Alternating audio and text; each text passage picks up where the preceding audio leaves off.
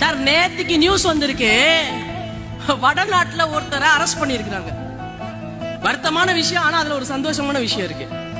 எதுக்குடா பாவி அரெஸ்ட் ஆனீன்னு பார்த்தா, சார் அவன் சமோசா விக்கிறவன். சார் சமோசா விக்கிறவன அரெஸ்ட் பண்ணிருக்காங்க. எதுக்காகனா, சமோசா ஒரு ஐட்டம் மட்டும் தான் விற்பான அவன் கடையில.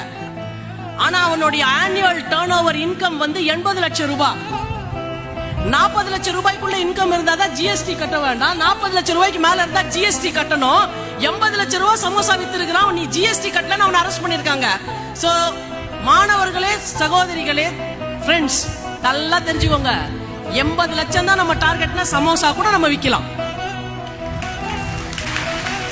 மசால் வடை விக்கலாம், டீ போட்டு விக்கலாம். நாம என்ன செய்யறோம்ன்றது முக்கியம் இல்ல, ஆனா நாம செய்யறதுல நம்மள விஞ்சறதுக்கு ஒரு ஆள் இல்லாத மாதிரி நாம அதை செய்யறோமான்றது மட்டும்தான் முக்கியம்.